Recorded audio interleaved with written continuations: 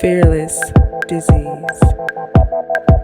Major test of presidential power as the Supreme Court is set to consider just how much authority President Trump has over independent federal agencies. Right now, justices are hearing arguments in the closely watched case of a former Trump-appointed member of the Federal Trade Commission who was fired by President Trump after he said she didn't align with his agenda. I want to bring in CNN senior legal analyst Elie Honig right now. He's been not supposed to align with anybody's agenda. He is the president. He's Trump. FearlessDisease fam. Dude, today we expose the truth they hate to hear. Like right now, if you are ready, as you see CNN, they're back there, they're fun and games. They see poison green light in Trump's push to fire independent agency heads. Liberals warn of presidential power explosion. And you see it start off. One of the judges are not okay with most of Trump's decisions. But she doesn't understand the three branches of government. Understand that the president, he's the ruler of all when he is in that chair when it comes to administration. listening closely to all these arguments. What have you heard so far, Elie?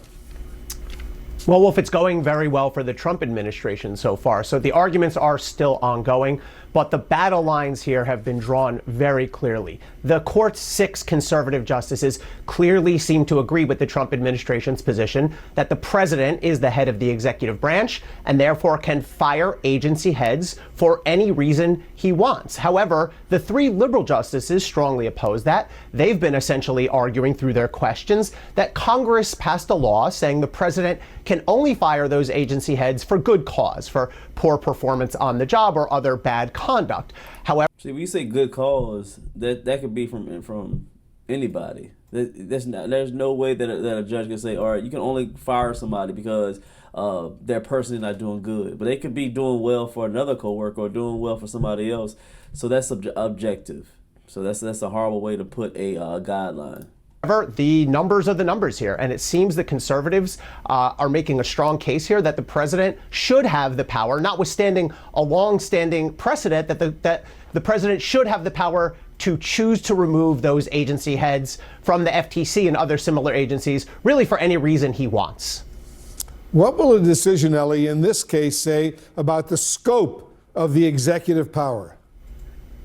Yeah, well, so there is a fundamental recalibration of executive power happening in this country right now. So the argument that the Trump administration's lawyer, the Solicitor General John Sauer, is making is essentially something that's been called for a long time the unitary executive theory, meaning the president is the duly elected head of the executive branch and he can do whatever he pleases within the executive branch, and it violates separation of powers for Congress to try to come in and limit that. Now, for a long time, Wolf, for decades, that's been a theory, but it hasn't really caught hold. Now, however, that you have the Trump administration in power, that you have 6 conservative justices on the Supreme Court, this unitary executive theory is really reaching its pinnacle, and it is becoming the law of the land. And again, the liberals were pushing back. At one point, Justice Sotomayor said, don't we risk making the president a king? Essentially, she said, even kings cannot remove whoever they want for whatever reason they want. Justice Ketanji Brown Jackson and Justice Kagan voiced similar concerns about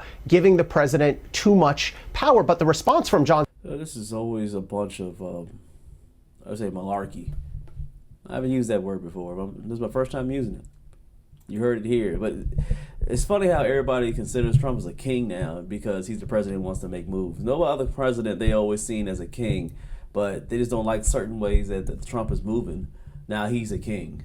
Now judges don't want him to make the decisions that presidents have been making decisions on for at least 100+ years. Now they want to try to change it because Trump is using that power and he understands his guidelines as a president.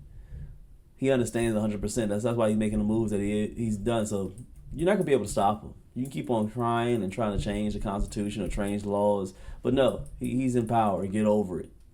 Sauer, essentially, we're not saying the president can do whatever he wants throughout all of government. We are saying the president controls the executive branch and has complete power within that executive branch.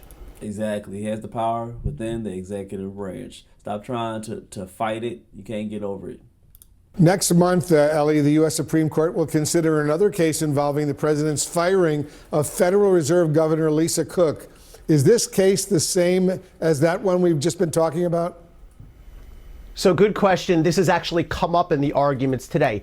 It is clear that whatever the ruling is today with respect to the FTC will impact most of the other 24 or so independent agencies in the executive branch, the National Labor Relations Board, the Merit Systems Protection Board, and on and on. However, justices from both sides, including Justice Kavanaugh, have made a point of asking the Trump administration's lawyer, but isn't the Fed different? And the Trump administration's lawyer said, yes, it is. So the Fed seems to stand separate and apart from these other agencies. And while the Trump administration seems very likely to win this argument about the FTC, it's clear that the Fed is going to raise different issues and that the president may not have such broad power to remove Fed chairs. When do you think we'll hear a ruling? Well, ordinarily, we get the big important rulings from the Supreme Court at the very end of their term, which usually means May and into June. However, the Supreme Court expedited the briefing and oral argument in this case, I think in recognition of the fact that the stakes here are so high. So it would not at all surprise me if we get a ruling from the Supreme Court sometime in the early part of 2026. I'm joined by a terrific group of reporters here at the table and our legal analyst, the one and only Elliot Williams. Elliot, can you put this in perspective, what the justices are hearing right now? We'll hear a little bit of this panel because I really don't particularly like this panel. We'll hear a few words and I'll link the video in the description. Right, they're hearing words you're going to hear today, this concept of a unitary executive theory. And don't bristle at that. It's actually far simpler than you think. It's the idea that the president sits atop the executive branch and that even independent agencies ultimately serve the president. It is a theory, there it goes on the screen. It is a theory that has sort of gained steam in the last 25, 30 years, certainly through the Bush administration and on. Now, among conservatives. Among conservatives, yes, and particularly on the Supreme Court right now. Now, the notion is that independent agencies today, like the Federal Trade Commission, which Rebecca Slaughter served on, have power that they did not have at the time of the founding of the government. They are serving in an executive function. Therefore, the president has the power to fire their members. That is merely the argument. The counter argument, and you're hearing some of this today at the Supreme Court, is that no, Congress quite clearly said that these were independent agencies meant to be independent of the president. Therefore, he ought not have power to fire their leadership at will. And the law does clearly say, passed by Congress, the law does say that they can't be fired but for malfeasance or neglect or misconduct. I'm going to take your unitary. See, that's subjective. When you say malconduct, that is subjective. So if in the law it says he's able to fire somebody over performance or neglect or the way that they're handling their position, that's always subjective. So if Trump sees that as a president and he doesn't like the way certain members are performing during their job, who are you to say that he can't fire them? If he says they're neglecting their job, just like it reads in the guidelines that it says if the president feels that way, then they could be able to fire. They're just mad because he's doing it. And they don't feel like they're neglecting their job. But again, Trump is in power. And under the executive branch, he's able to fire them. Link to this video is going to be in the description. Please smash the like, tap the next video on the screen, subscribe, plus hit that bell. CashApp is always in the description if you want to support the movement. See you on the next one. Stay rich and please stay fearless.